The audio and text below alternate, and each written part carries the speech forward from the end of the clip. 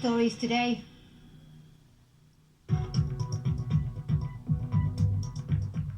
Schools in South Africa prepare to reopen.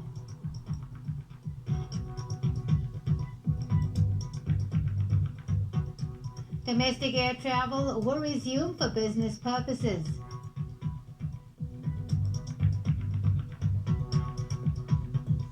Anti-police brutality protests continue in the United States.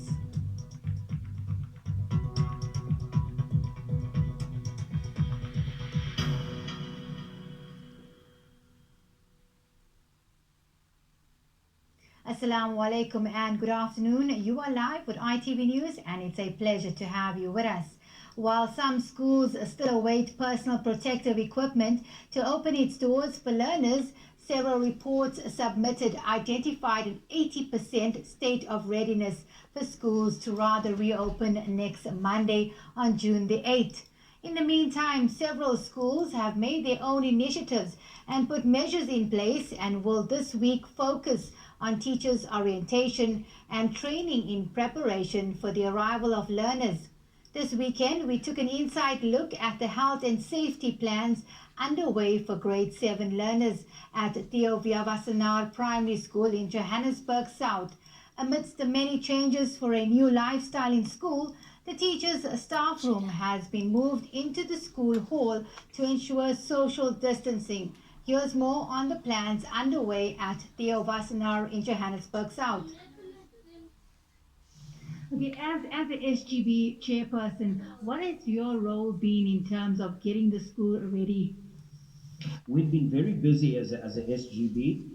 One of the most important things we have done is a deep cleaning in the school. Every classroom, every office block, every room has been sanitized and deep cleansed. And also we've been given a certificate of compliance by the company that did the sanitizing. And then we also had officials from the department that came to visit the school and inspected the whole school after the sanitizing, and they gave us what they call a green, meaning that we can actually go ahead. So we are definitely ready.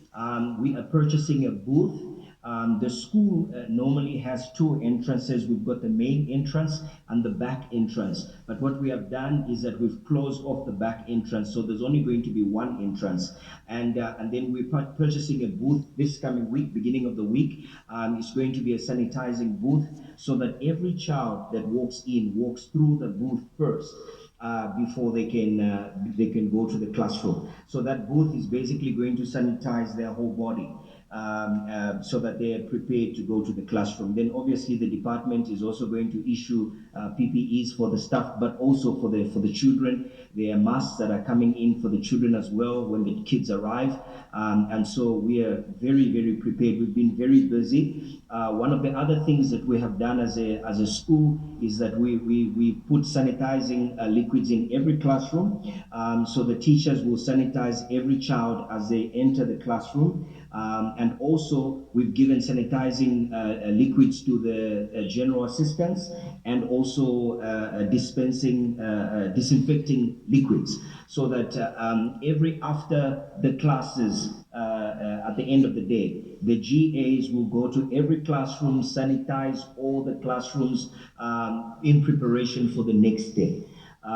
We've limited the number, obviously, of the children per classroom. We're only going to have 20 children per classroom. And as you might notice, the camera is going to show you the red dots on the desks. That's how the 1 meter apart the children are going to sit apart from each other.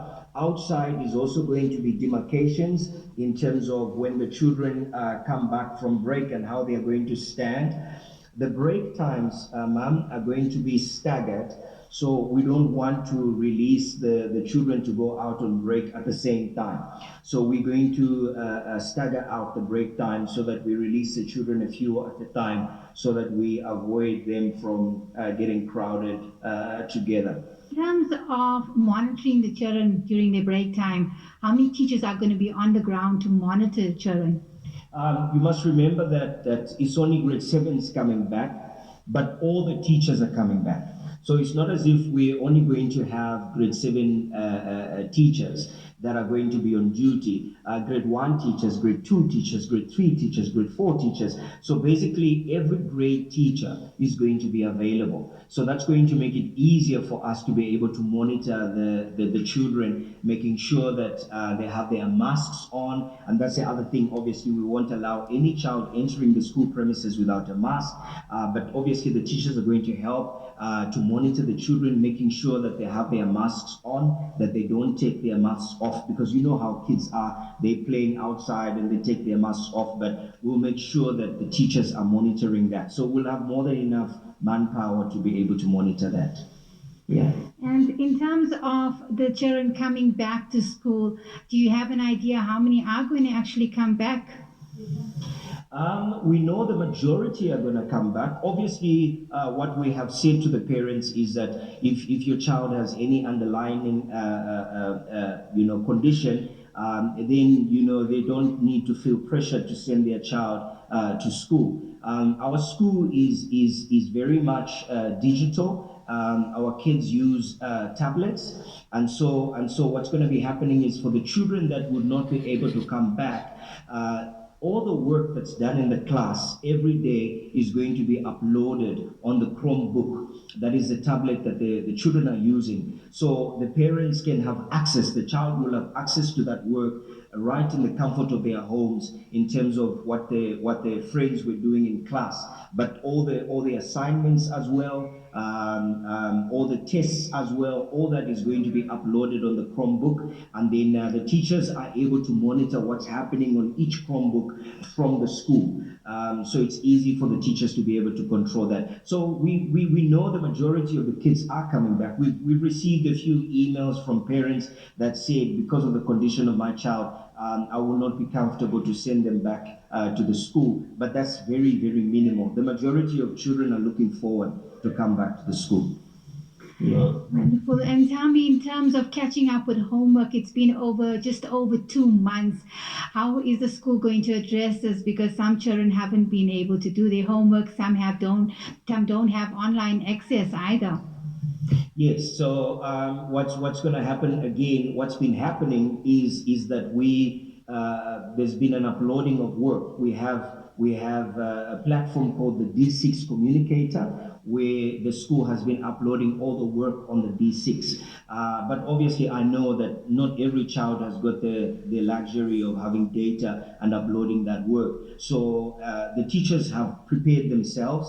For the first few weeks, they're first going to find out which kid did what and where are the kids in terms of the work that was being uploaded on the D6. And then for the first 2 weeks or so is going to be a time for the teachers to push and catch up on the work that perhaps some kids were lagging behind and need to catch up. So obviously there will be a lot of other work given to the kids to go and do at home as homework in order for them to catch up. But hopefully for the next a week to 2 weeks, the teachers will use that for intense catching up on the work that was lost. So that would definitely be possible, because remember, we have more teachers for the grade 7s, because all the teachers are going to come on board and they're going to all help in terms of helping all the children to be able to catch up. Irshad, we caught you while you were busy sanitizing the school. Can you tell us, in terms of the liquid that's currently